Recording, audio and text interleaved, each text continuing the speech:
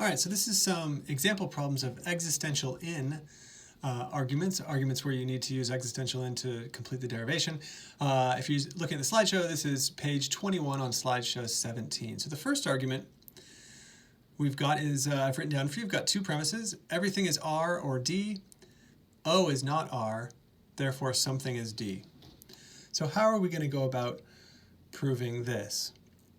Well, the basic idea here is we want to get rid of this first quantifier. We can do that using universal out, and then do some reasoning without the quantifier, hopefully show that some particular individual has property D, and then do existential in to show that something has property D. So here's what I mean. Here's how that goes. From line 1, we can change that x to anything. Take off the quantifier and change the x to anything. We're going to change it to O, because that's going to be useful to us. So we've got RO or DO. That's from 1 by universal out, the rule we learned at the very beginning. Now from 2 and 4 in our sentential derivation rules, we know that DO must be true. That is, if O has property R or D and O does not have property R, O must have property D. That's from 2 and 4 by or out. And now we need to show that something has property D. And here's where our existential in rule applies. We said, okay, if we know that a particular individual, in this case O, has a property, in this case D, we can replace that O with a variable and stick an existential quantifier on the front to get, in this case, something X has property D. That comes from line 5 by existential in, our new rule. And that's it. We're done with the proof. It's a direct derivation. We cancel and box. Okay, one more example, slightly more complicated here. Let me just write the premises down. The first premise says, for all x, if h x x, then dx.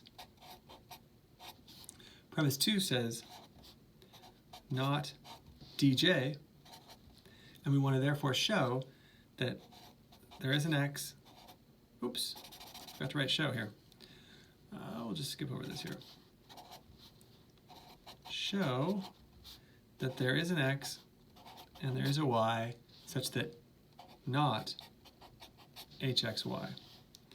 So apologies for the mistake there on line 3, just ignore that right there. Okay, so let's think through how we're going to do this.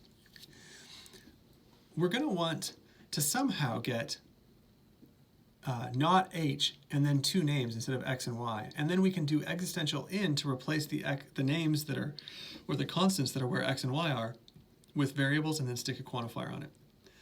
So my basic strategy here is going to be something similar to what we did above in the first example. We're going to first take off the universal quantifier here. And again, we can make this x anything we want, but because I've got not dj here, I'm going to make the x's j's. So I'm going to get, if hjj, then dj. That comes from line 1 by universal out. Now, 2 and 4, given our sentential rules, allows us to do arrow out, the modus tollens version, to get not hjj. That comes from 2 and 4 by arrow out. Now here's where things get a little bit tricky. Remember we said before that you don't have to replace every occurrence of a constant with a variable.